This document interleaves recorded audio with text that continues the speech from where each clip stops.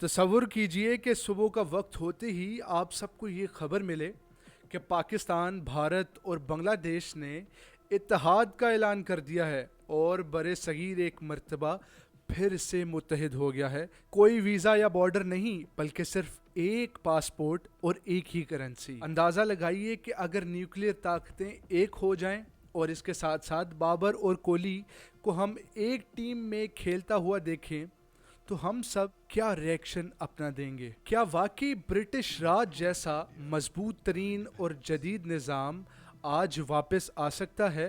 آئیے جانتے ہیں۔ السلام علیکم ناظرین، میں حسنین علی ہوں اور آپ دیکھ رہے ہیں میرا یوٹیوب چینل۔ 1857 کی جنگ آزادی کے بعد ہم یہ دیکھتے ہیں کہ پورے کا پورا بر صغیر تاج برطانیہ کے ماتحت آ جاتا ہے۔ قریباً 90 سال انگریزوں نے یہاں پر حکومت کی اور ان 90 سالوں میں انگریزوں نے ریلوے، ڈاک، پولیس اور قانون کو بہترین انداز میں بر صغیر پر امپلیمنٹ کروایا، لیکن ساتھ ہی ان کا یہ اعلان بھی تھا کہ تقسیم کرو اور راج کرو کی پالیسی کو اپنایا جائے۔ اور اس 90 سالہ حکومت کا خاتمہ ہمیں اس وقت دیکھنے کو ملا کہ جب ناظرین 1947 میں پاکستان اور بھارت کو تقسیم کر دیا گیا۔ اس کے ساتھ ساتھ ٹھیک 23 سال بعد یعنی کہ 1971 میں ملک کی غلط سیاسی پالیسیوں کے باعث ایسٹ پاکستان نے بنگلہ دیش کی شکل اختیار کر لی۔ ناظرین، اس سارے دردناک ٹینیور میں لاکھوں جانیں قربان ہوئیں، سینکڑوں نسلیں بچھڑ گئیں، لیکن جو نفرت کا بیج ہے وہ ایسٹ انڈین کمپنی کی صورت میں بو دیا گیا تھا۔ ناظرین، یہ نفرت کا بیج ہی 1947 میں پارٹیشن کا سبب بنا۔ کیا آپ سوچ سکتے ہیں کہ اگر یہ نفرت کا بیج نہ بویا جاتا تو آج کیا ہم متحد ہوتے؟ تینوں ممالک کی آبادی قریباً 1.8 ارب سے زائد ہوتی اور آج دنیا کی سب سے بڑی کنزیومر مارکیٹ ہوتی۔ بھارت کی آئی ٹی انڈسٹری، پاکستان کی زراعت اور بنگلہ دیش کی گارمنٹس، اگر یہ تینوں مل جاتے تو آج دنیا کی سب سے بڑی اور ماڈرن اکانومی بر صغیر میں ہوتی۔ اگر آج ان تینوں ممالک کی برین پاور، ریزرو اور بجٹ مل جائے تو تمام سڑکیں ایک ہوتی، تمام حضرات کے لیے پاسپورٹ ایک ہوتا اور سب سے بڑی تجارت جو ہے وہ بر صغیر میں دیکھنے کو ملتی۔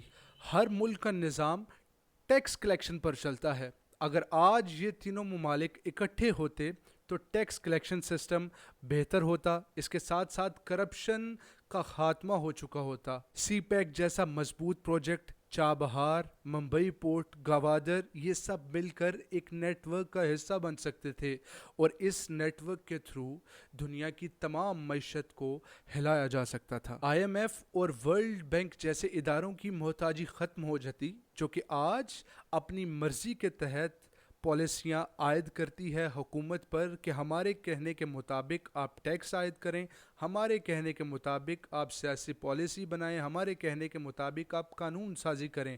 تو ان تمام چیزوں سے چھٹکارا حاصل کیا جا سکتا تھا اور اس کے ساتھ ساتھ یہ بھی ہو سکتا تھا کہ بر صغیر ایک خود ایشین مانیٹری فنڈ بن جاتا۔ مگر برٹش راج کا جو ٹاسک تھا وہ یہ تھا کہ بر صغیر میں ان تمام حضرات سے چھٹکارا حاصل کیا جائے اور جو مغلیہ امپائر ہے اس کا خاتمہ کیا جائے، اس کے ساتھ ساتھ ان حضرات کو آپس میں تقسیم کر دیا جائے۔ اور ہمیں یہی دیکھنے کو ملا کہ بر صغیر میں ایسٹ انڈین کمپنی کے تھرو جڑوں کو کھوکھلا کیا گیا، ذات پات اور روایتی سسٹم کو مزید آگ دی گئی، ہندوؤں کو مسلمانوں پر فوقیت دے کر ان کو آپس میں تقسیم کر دیا گیا۔ مگر آج برطانیہ یہ کہتا ہے کہ ہم یہاں مغلیہ سلطنت کے ساتھ مسالوں کی تجارت کی خاطر آئے تھے اور یہ چاہتے تھے کہ سپائس ٹریڈ کو فروغ دیا جا سکے، مگر آہستہ آہستہ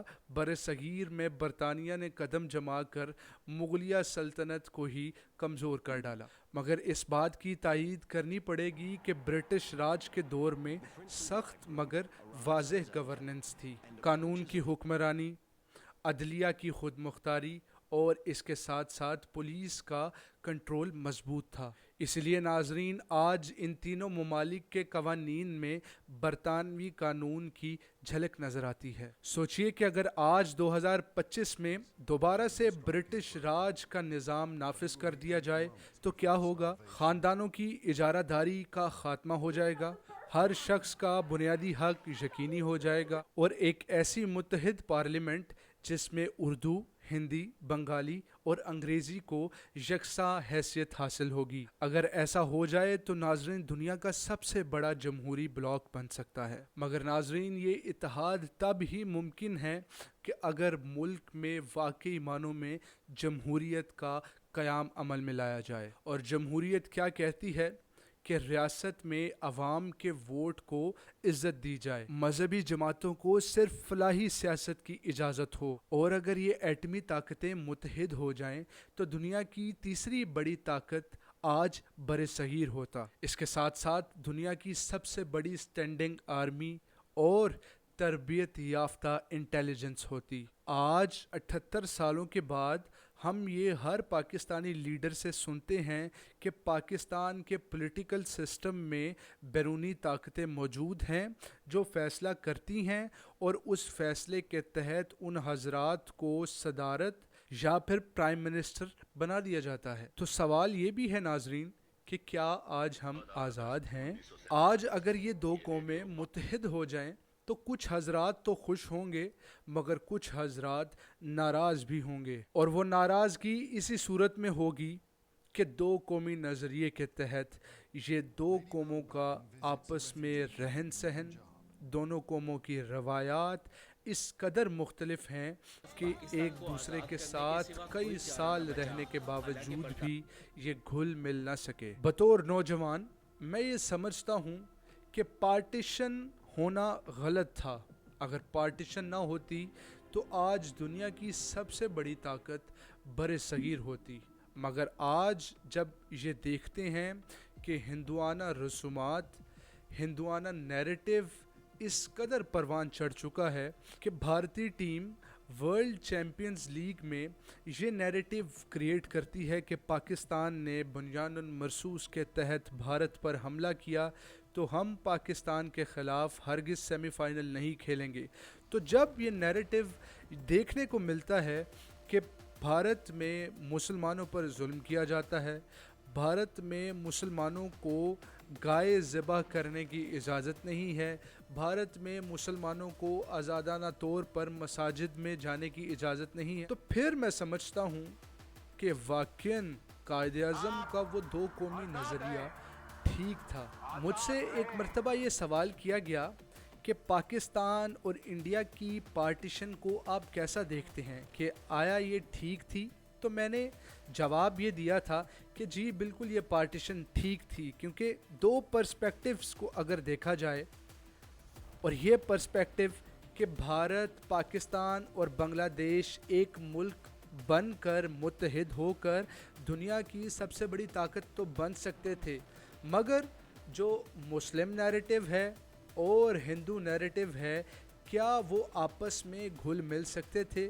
کیا آج جب بھارت کی رانگ پالیسیز، بھارت کے غلط اٹیکس، بھارت کے جو بارڈر پر ہمیں آئے روز وائلیشن دیکھنے کو ملتی ہے، جو کہ اس چیز کی عکاسی کرتی ہے کہ مسلمان ہرگز ان حضرات کے ساتھ نہیں رہ سکتے تھے، جس کی وجہ سے میں پارٹیشن کو ٹھیک سمجھتا ہوں۔ آج نریندر مودی یہ بیان دیتے ہیں کہ جناب ہم چاہتے ہیں کہ پورے بر صغیر میں ہندو سسٹم کا قیام عمل میں لایا جائے، جس کا مطلب یہ ہے کہ نہ پاکستان اور نہ ہی بنگلہ دیش بلکہ ایک ہندوستان۔ دھروو راٹھی جیسا بڑا یوٹیوبر آج بیرون ملک بیٹھ کر بھارتی حکومت کی غلط پالیسیز اور غلط سوچ کو بے نقاب کر رہا ہے۔ تو بھول جائیے کہ یہاں پر برٹش راج کا نظام قائم ہو سکے، یا پھر مشترکہ ٹیم ہمیں دیکھنے کو ملے جس میں بابر اعظم